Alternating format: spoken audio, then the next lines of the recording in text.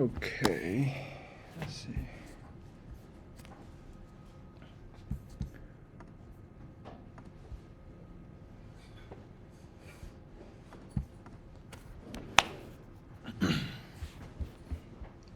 So any of you have started the second assignment? No? Okay, so I do recommend you to start that as early as possible, okay? So, because it includes lots of like skeleton codes which you haven't seen so far. And it kind of includes lots of syntax, and you may not familiar with that yet. Actually, you have know all the syntax you need, but all the files, all the codes provided to you are quite complicated, okay? So do pay attention to all the skeleton code and just get familiar with all this code, okay? Sounds good. Now, let me actually see. So yeah, today, we're gonna still continue about the animations and view transitions. And after that, we're gonna talk about the some kind of the mechanism behind the Swift UI, because like so far you have been using Swift UI a lot, right? And you have been making views, right?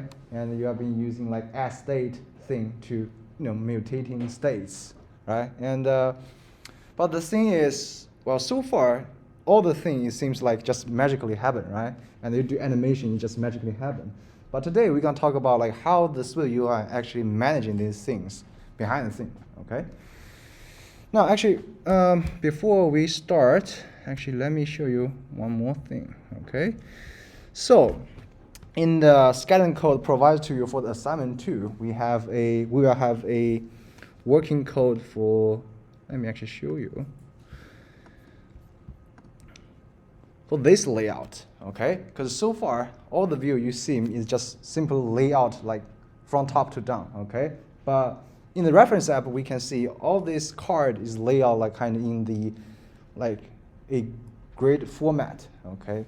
It's not like just from top to bottom. So how are we supposed to do that? So we're gonna introduce one new container, okay? That's called lazy vgrid, okay? So this is a container that, actually let me first switch to the light mode. Okay. Here we go. So this one is called lazy vgrid, and you also have a lazy edge grid. Okay. So for the lazy vgrid, so first you take a look at this one. Is the partial name of that is vgrid. Okay. So this is a grid layout, but expand vertically. Okay. So first you're gonna lay out things horizontally, and when the things overflow, just wrap to the next line and lay out things vertically.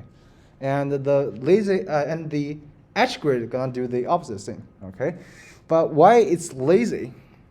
Because when you do like, just for example, when you do the for each one, okay, and you just put that into the edge stack, okay, it kind of like initialize or instantiate all the views you want to use at once, okay? And it can be quite expensive to the runtime, okay? That's why we need a lazy one. By doing that, it kind of reduce the space or reduce the cell you used before. So when you scroll down, some view out of the screen, you kind of recollect that view, okay? And put the new data into that view and just use that, okay? So you don't need to instantiate a new view in that case. That's why we need lazy one. In that case, we can make UI more responsive and all the things more efficient, okay? Now, let's take a look at how we're supposed to use this one. So first thing we want to do is wrap this for each thing, okay, into a lazy vgrid, okay? And actually, I'm gonna show you a trick, like how you're supposed to do that. So first, holding on the command key, okay, and click on this one, you're gonna pull up a kind of quick action, okay? You can see the bottom one, it says embedded, okay? You can click on this one, you can So you can embed this thing into another container, okay? In this case, I'm gonna go with lazy vgrid, okay? And lazy vgrid takes two things. First is a column. So the columns thing is a kind of a blueprint of the layout you want to define for that lazy vgrid, okay? And the content here is the for each one, okay? Is the for each one, okay? So this one is the content it takes, okay? Now how about this thing? So how we define a layout for the lazy vgrid, okay? Let me actually first type all this thing for you. So first take a look at this thing, okay? So I defined a computer variable here, which is a array of something called grid item, okay? And for each grid item defines the column inside your lazy vgrid. So how you want to make the column looks like, okay? In this case, I define two things, okay? Two grid item in this array. Essentially, it means I want a two-column layout inside the lazy vgrid, okay? So actually, let me first put this thing here and take a look at the behavior. Okay. Oops, I guess you're gonna start this thing. Okay, there we go. So you can see the preview of this thing. So right now you have a two-column layout for the content view, okay? But we still have to adjust things a little bit to make it looks nicer, okay? Because right now the spacing is not right, okay? So how we adjust this thing? Let's go back to the code here, okay? So first thing you want to know is this one, okay? So for each grid item, okay, as I mentioned before, it defines a column, okay? So how the column should lay out. And this one, the first thing it takes, it defines like how many widths this column gonna take, okay? And in this case, I'm gonna use one called flexible. So that means the Swift UI during the layout, during the compilation, or actually during the the runtime when you're trying to lay out things for you, you're gonna be flexible about the width. So in this case, I define the minimum width to be 80. So in that case, if you got a wider screen, like for example, if you are in you're using iPad, right? In that case, you can expand this thing. Okay, you just define a minimum width here. Okay. Now you also can define a spacing here. Okay, this spacing defines the space between two grid items. In this case, is the spacing between two columns. Okay, and also you can specify a alignment. So these alignments specify the alignments in vertical way. Okay, so first take a look at this one. Actually, let me pause this thing. Take a look at this one. This card, okay? So you can see there is a bluish rectangle here to indicate the boundary of this card, okay? So when you have a card or multiple cards with various heights, you have to define the layout behavior, okay? In that case, we're gonna make each grid layout like a line at the top, okay? So you can see the behavior in our reference app here. Let's take a look at the reference app. So if I have a reminder group with a long name, maybe like this, you can see these two things align at the top, okay, instead of center. Okay, that's how you define the vertical alignment in the vgrid. Sorry, lazy vgrid. Okay, now let's adjust the paddings. Okay, so for each lazy vgrid, what if? Okay, I talk about what kind of behavior this spacing, so this spacing defines the space between two columns, right? But you want to define the spacing between each row. How are you supposed to do that? So the lazy vgrid can also take a spacing, okay? Just like edge stack or V step. Okay, so this spacing defines the space you want to take, like between each line or between like each row. Okay, so maybe I can go with a little bit larger, like this. Okay. Now I also need to adjust this padding here. So why it has a larger padding? Because we put a padding here. Okay, so for each group card view, we define a horizontal padding, and the size of padding actually inferred by Smooth UI automatically. Okay, now we don't need this one anymore. Let's take a look at the preview. But the thing is, all the edge, like the left and the right edge of this lazy V grid, kind of, just stick to the edge of the screen, right? And we don't want that. Well, if you want a nicer view, you don't want that. How are we supposed to do that? To fix that issue. So we can add a padding around the lazy V grid. And this time again, we're gonna apply a horizontal padding. So now you can see it adds the padding to the lazy V grid horizontally. Okay, that's how you adjust the view. Now that's for the two column layout. Okay, now let's get back to our slides. Okay, let's see.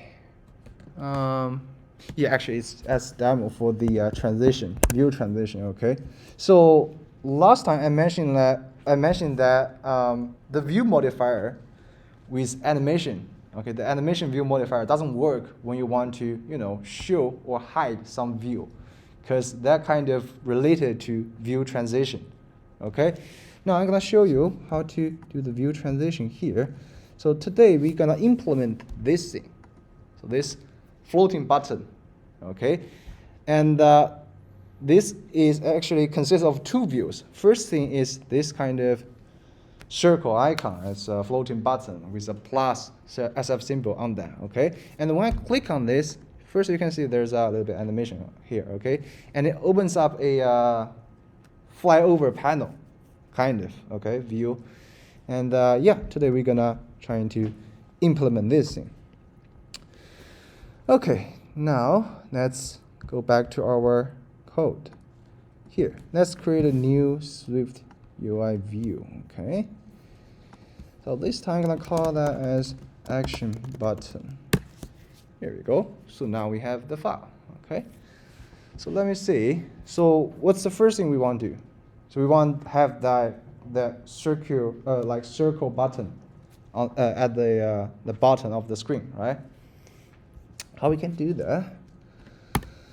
Well, first we can create a image, right? So the name of that one should be I believe it's a plus sign. Actually, let me see. Yeah, it's plus. Sorry, it's a string. It should be a string. It's a plus. And let's see the preview here. Okay, so now you can see we got a plus sign here. Okay, now let's apply some view modifier on that thing to make it look more like the thing in our reference app. So first thing is we want to adjust the foreground color, which is the color of the icon, to be white. Okay, and the next thing is we want to specify a frame. Okay, in this case I'm just gonna hardcode one, but when you're actually doing your project or like making your own app, don't do that. Okay, but this time I'm gonna hardcode this frame here. Okay, now and I also want to make a background. In this case I'm gonna make it a blue background like this. Okay, so now you can see we have a kind of square view here. Now let me show you a new view modifier. Okay, this one is called clip shape. Okay, so when you apply this view modifier, okay, the Smooth UI can clip that shape with the view with the shape you define. Okay, in this case I'm gonna say, so clip that view with a circle. Here you go. You have a circle here. Okay. Now let's see. So like if you want to add a shadow, It's totally fine. You can add a shadow, okay? But now let's think about the next thing is how we supposed to lay out these things correctly, because we don't want that up there, like at the center of the screen, right? We want it to be laid out at the bottom of the screen, actually at the bottom right of the screen, okay? We're gonna use some, simple container, okay? First, we're gonna need a edge stack. So by doing that, we can lay out things horizontally, okay? And I'm gonna apply a spacer here. Sorry, actually it's a vertical stack. So align things vertically, okay? And I apply a spacer on that. By doing that, you can see I push the button to the bottom of the screen, right? How am I supposed to put this thing, to the right of the screen? Any idea? Yeah, go with edge stack with another spacer. Okay. Now let's move this in here, and you need another spacer. There we go. Now you can see we have a properly laid out thing. Well, it's not properly, because we still need some padding here. Okay, we can add the padding on the top container like this. Okay. Now we basically have finished the layout. Okay. I also have one thing to mention is, so I think I have mentioned before, you can adjust the font of the SF symbol or the text view. Okay, you can do something like font with maybe like body, title, or whatever it provides you. Okay, but sometimes you might want to be more specific. Maybe you want to make a font that is not included in this list. Okay, you can still do that with one thing called .system. Okay, so take a look at this initializer. It takes a size. Okay, so you can specify the size of the font. In this case, we're gonna go with 22. Okay, you can go with larger value like this. Okay, that's how you define a more flexible font. Now we're gonna go back with 22. And also, when we apply this view modifier on the top container, it will get propagated to all the inner view.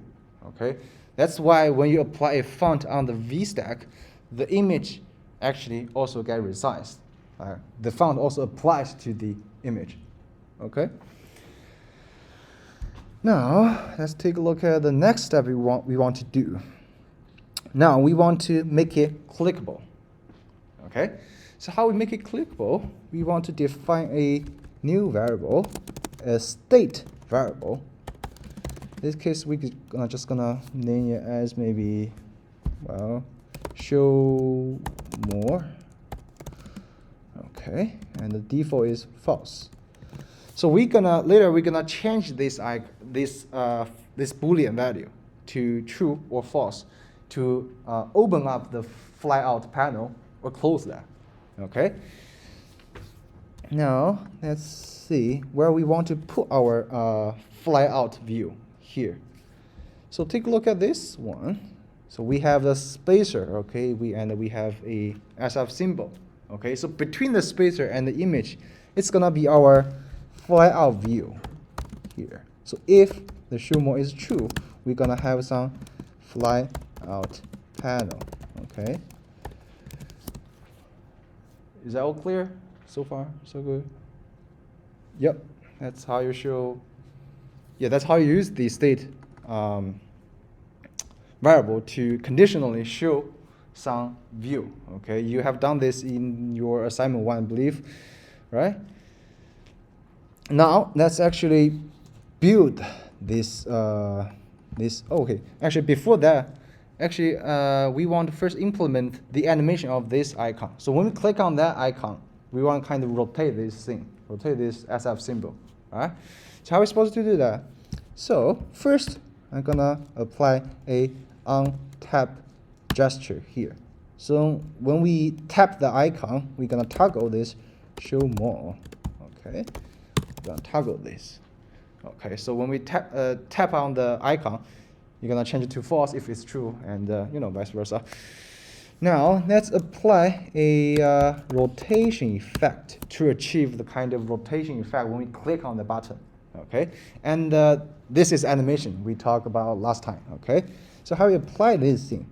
So we're gonna use ternary operator. So if it is show more, okay, we're gonna go with degree with 135.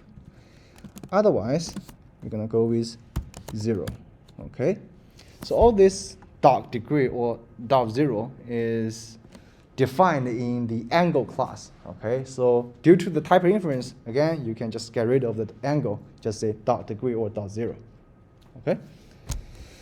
Now, so far we don't have any animation, but it should work like rotate. Okay, all clear? Now let's apply the animation. Okay. In this case, we can do that in a explicit way with explicit animation.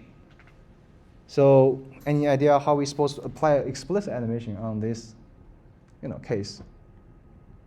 Yep. So on the toggle call with with animation. Yes, exactly. So we're gonna use with animation. Okay, and then we're gonna put this thing into this one. Okay. Now, take a look at this one. You can see it got animated. Okay. Now, this time, actually, I want to do some, something fancy. Maybe I want to define my own animation. Okay. So let's take a look at this one. So what kind of animation we can use? This time I'm gonna show you an animation called spring. Okay. So I show you the interpolating spring before. Now this time we're gonna use the spring. Okay.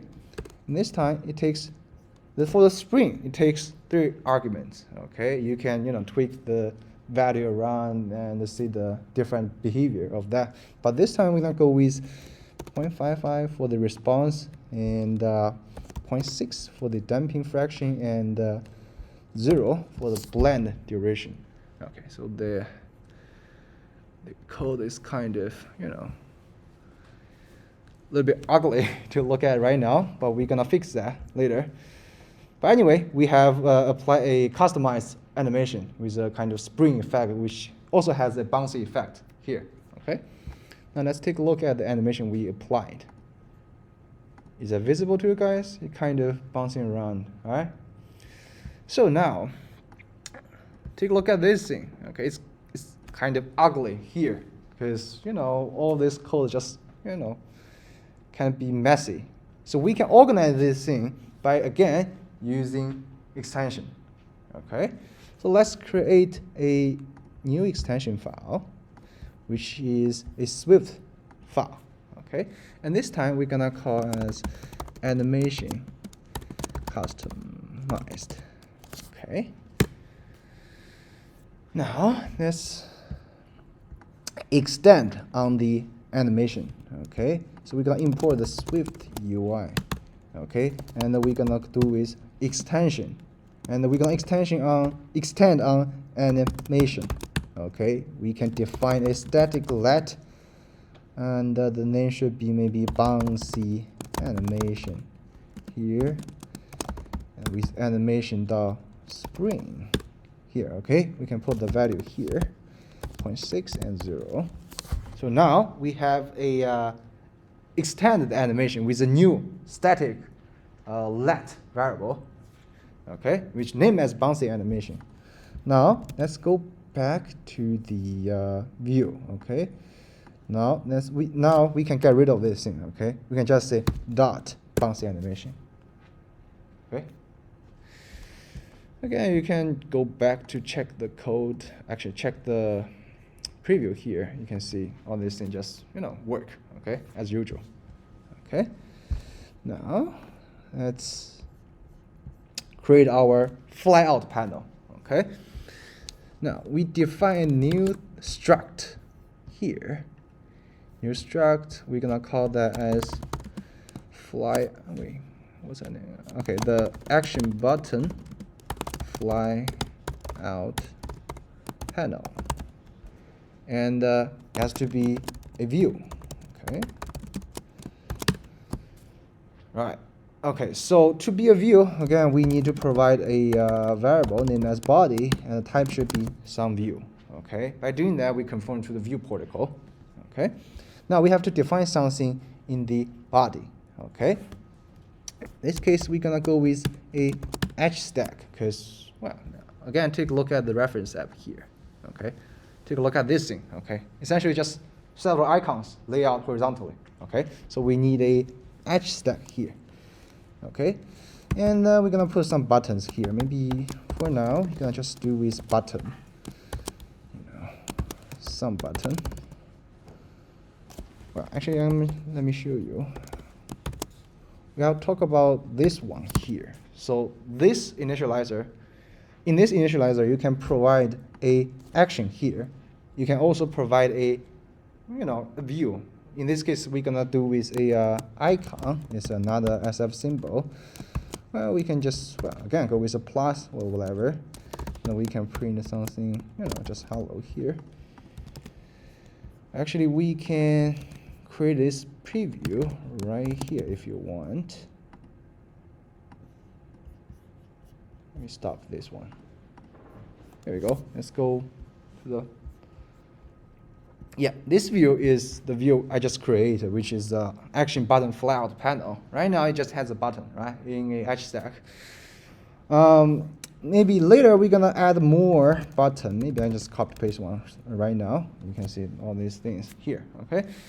Now I'm gonna modify this edge stack. First thing is, again, I'm gonna change the foreground color, which is the color of the icons, to the white. But I'm gonna apply a padding on that after that, and also I'm gonna specify the frame, and the height should be 55. Okay, so I just hard code all this thing here just for simplicity. Okay, and I'm gonna change the background to blue. Okay, and the next thing I want to do is the corner radius. I just want to make a nicer view. Okay, so apply some corner radius. So here we go. You can see the flyout panel layout here. Okay. But of course, we maybe want to some spacing here. We can always go with 10. Okay, maybe 20. Okay, here we go. That's our flyout panel. Okay. Now, before we actually put that flyout panel back to our action button view, let me actually show you another thing. So, for example, if we want to wrap this button into another view that we created. For example, let's call it as struct action button item. Okay, again, it's some view. Okay, and this time you also have a body. Okay, so for this body, this action button item we are creating right now. It's actually just a button. Okay, so let me show you like how we're supposed to create a view that can pass in some action, pass in some function. Okay. Now, right now we need to define two things here. So first is called as action. Okay. So this is action we're gonna take when we click on this action button item. Okay. So the type is a function, and the function takes nothing and returns nothing. Okay. Another variable we want to use is label name, which is the name for the icon we want to display. Okay, so the type of that should be a string. Okay. Now, in this body, in this view, we just wrap a button here. Okay. And for the label, we're gonna use the label name. Okay, and for this action we want to execute, or the code we want to execute in this code block, we're gonna do with action, and we're gonna call this action function, because the action is a function, right? The type is a function type. Okay, we can call the action inside this button. Okay. Now we can also define a initializer for this view. Okay. Let me show you how we're supposed to do that. First thing we take is a label name. Okay. And again, the external and internal name are both label name, named as label name. Okay. And it's a string type. Okay. The next thing is a action. okay? And the external name is omitted, okay? And you have the action as the internal name, okay? And this time the type is void, okay? So I can assign the label name to the label name and assign the action to the action, okay? But the compiler gonna throw some warning to you, okay? So let's take a look at this thing. It says assigning non-escaping parameter action to a escaping closure. Okay, so when you see some arrow like this, essentially means you want to assign, actually you want to store a action or store a function to a variable that can be called later. Okay, so you won't call the action right now. I'm gonna store that function and call that function later. Okay, and to silence the warning of the compiler, you can put a @escaping before the type here. Okay, now the compiler gonna be happy with you. Now let's go down to this section. Okay, take a look at this one.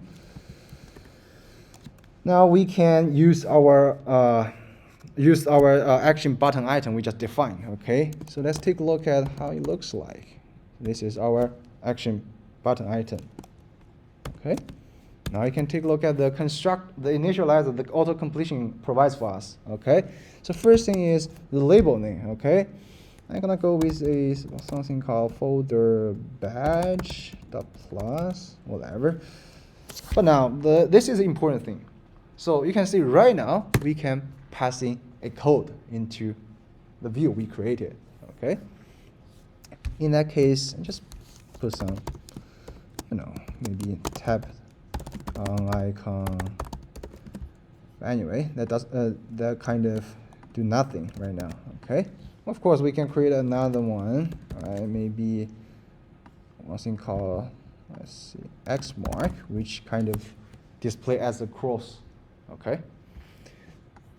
Sorry, it's tapped on. Tap on close, whatever. Okay, that's the action fly out panel. Let's take a look at the preview. Okay, so that's what we created. Okay. Now let's move this thing. Okay. Move this thing to this view. Okay. So this is where we put our fly out panel. Okay. Now let's put this in here. Okay. Now go back to the first preview we can see. Okay, let's run this thing. Okay, let's click on this. Okay, you can see, well, we got an animation. Okay, but the thing is, you kind of, so first thing is we can see there's kind of the change of opacity on that view, okay? Because by default, for any view, the Swift UI gonna provides you a transition with opacity, okay? Now we can adjust the behavior by applying our own transition, okay? So again, you're gonna use the view modifier named as transition, okay? Just like when you apply a dot animation, it's just a regular view modifier here. Okay. Now let me show you how to apply your own transition. Okay. So for example, I can change that to maybe this one, scale. You can take a look at the effect here. Okay. So this is kind of the default one. Default animation provides to you, and also there's one called slide. Okay. Take a look at this thing. It's kind of ugly. But anyway, we're going to customize that. Okay? And the last thing is identity. Okay? The identity basically do nothing. So that's identity means. Okay? Now, let's try to apply our own transition. Okay? Again, we're going to use the...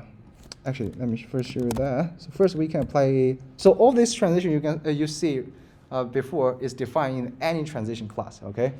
And you can create your own transition, like maybe. So there are some available transition defined for you. For example, you can define where to move. Okay. In this case, maybe I can say move to trailing. Take a look at the behavior here. Okay. Well, that's kind of the default behavior when you apply a move. Okay. Now let me show you how to define your own transition. Okay. Now let's move to the extension. Okay. Let's create a new file. Again, it's a Swift UI, a Swift file, and we're gonna name that as any transition, and the name should be customized. Okay, now we're gonna again import Swift UI, and we're gonna extend on any transition. Okay, now I'm gonna create a static variable. We name as floating menu pop up. Okay, the type is any transition. Okay, actually I gotta change that to var because it's a computed variable. Okay, for computed variable it cannot be let. Okay, now I can apply any transition here. Maybe I can go with move to edge. Maybe I can show you. Maybe we can go with leading one, how it looks like. Now go back to the view.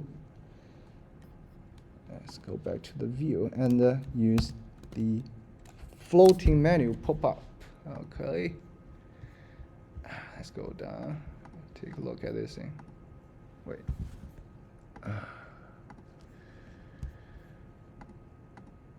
You can see it kind of goes to the leading position. Okay.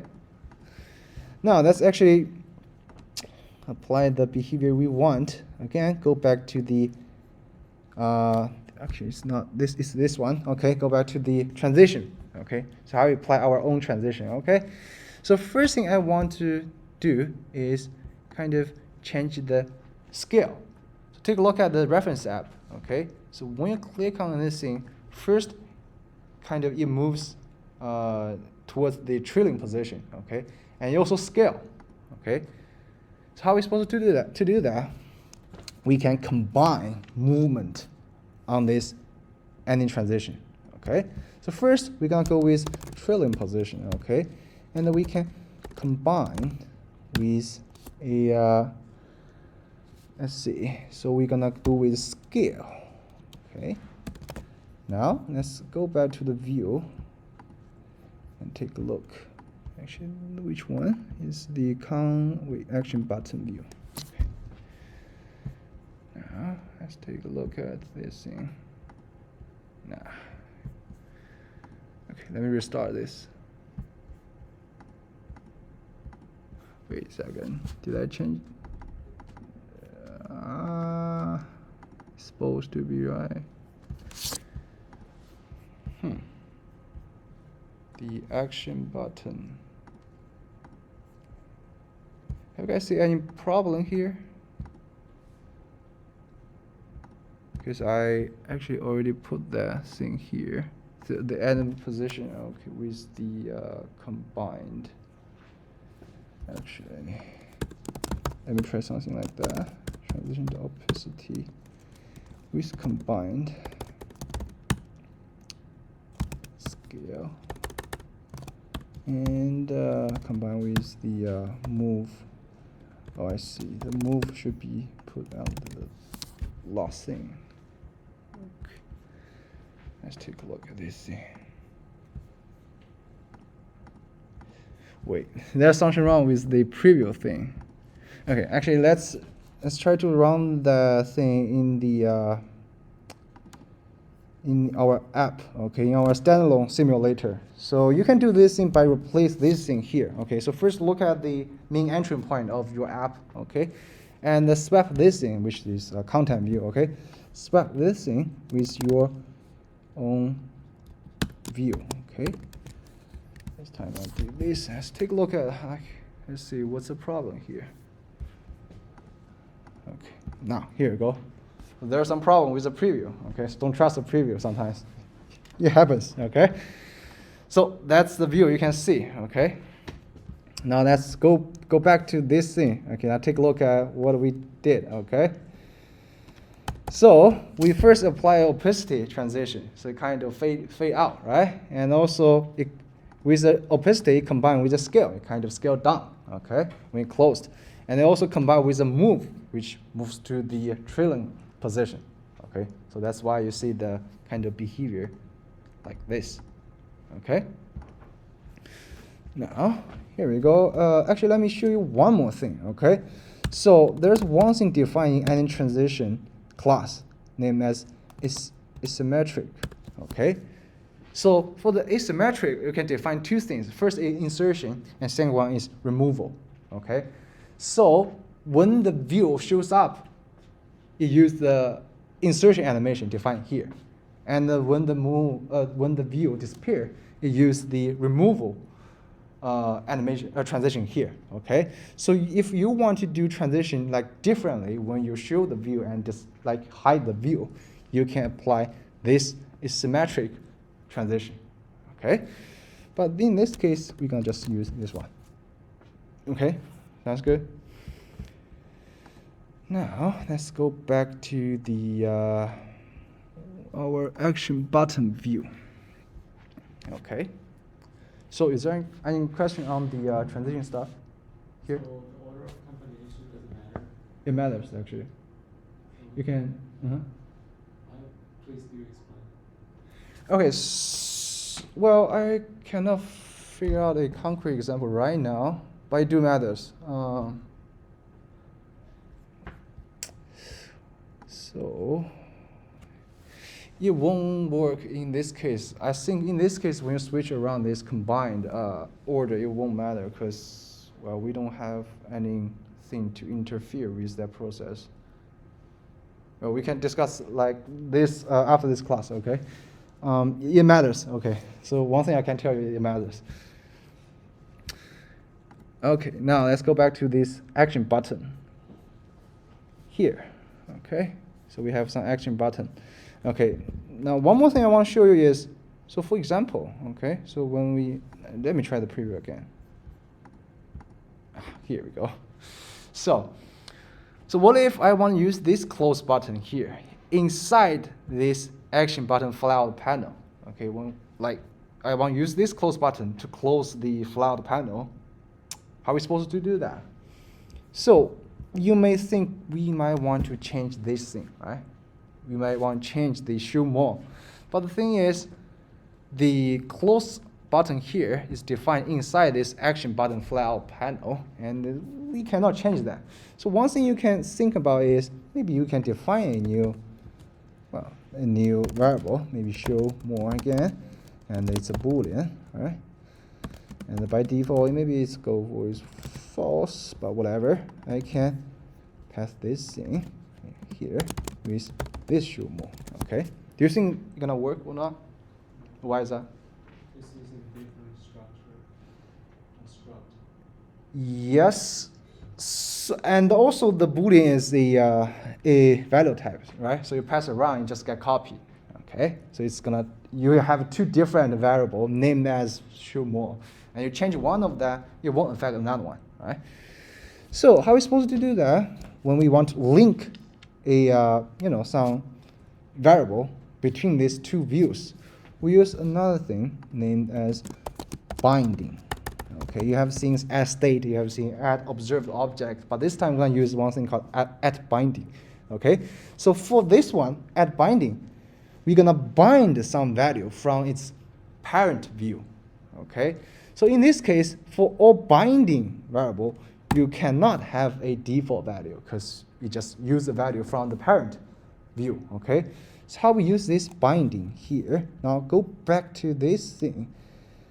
We're gonna use this syntax, okay, with a $sign before that. So by doing this thing, so this show more refers to this one. And when you apply a $sign before that, actually the Swift UI creates a binding for you, okay? By doing that, when you change this variable here, it kind of refers back to the show more variable defined in the parent view. Okay, so let me show you. So maybe I can click on this one, okay? I'm gonna toggle this, Okay. Resume this thing. Again. Anyway, let me see. What's the arrow here? Okay, here we go. Okay, yeah. So when you define the binding here, okay, and you also want to use the preview to take a look at your view, you're gonna have some problem because it takes a binding. Okay, in this case, for the preview, just for the preview, we can do something like dot constant. Okay, and I can put a true or false here because we're gonna it takes a boolean. Okay. Okay, now that's how you fix your preview. Wait a second. Okay, I have to put show more here. There we go. Let's try to resume this thing. You can see when I click on this button, it works. Okay, but the thing is, we still don't have any animation when we click on this icon, right? Because we didn't apply any animation here. So we're gonna again do the implicit way, say bouncy animation, and put this toggle function inside this one. Okay, there we go. You can, let's try to run that in the simulator. Okay, so first the animation is working for this one, okay, and the transition is working for the flyout panel. Now let's try this one. You can see the animation also works, okay, and the transition also works. Any question on that? All right, that's how you're gonna use the binding to bind the value between different views, okay? Actually, I believe we are kind of behind the schedule now. Okay, anyway, I'm gonna show you one more thing, okay? So maybe we want to extract this thing, okay, this entire view to another computed variable. Let's call that as maybe main body, okay, some view, okay, and I'm gonna just copy and paste this in here. I'm gonna use the main body here, okay. Do you think that's gonna work? Well, I mean, from the syntax it works, right? But you can see the arrow here, okay. So the issue is, okay, let's take a look at the arrow message. It says function declares an opaque return type, but has no return statement in the body. Okay, so the Swift UI cannot infer. Actually, the Swift cannot infer the type you want to return. So the sum view is a opaque type I mentioned before, and then it infers the type inside from your code inside this code block. Okay, but in this case, you can see it has an if statement here, okay, and it returns the image. And in this case, it returns a action button flyout panel, okay. So you cannot infer the concrete type, okay. So there's one quick trick to how to fix that by applying a thing called view builder, okay. So the mechanism behind the view builder is quite complicated, but essentially just help you to create a unified type to provide provide that type information to the compiler, so the compiler can satisfy with all this thing. Okay, that's how you use view builder. And you may wonder, like, why this one actually works. Okay, that's because the array body variable have a view builder provides for you implicitly. Okay, so actually it already has a view builder. Okay. And I mean, like in second assignment, I believe you may find this one like helpful. Okay. As long as the variable name is body and then the view builder is provided. Sorry, what? You mean like as long as the variable name is body and then the view builder is provided automatically, or? No, it's not like defined. Okay, so first thing is the body is come with the view protocol, right? It's just some view type with the variable name of body. Yes, but if you want to conform your view to a view, you have to provide this variable, and it has to be named as body. Yeah. So if we want to conform to a view protocol, you have to provide a variable named as body, and the type is SomeView. So the body is a reserved keyword, Body is not a keyword, but but it will trigger something in our. yeah, it kind of defined in the protocol, in the view protocol, but it's not keyword. Okay. For the Swift, it's not keyword. Okay. All right, I think, yeah, that's all for today. Actually, we haven't got to the Swift UI thing. Anyway, yeah, that's all for today. Yep.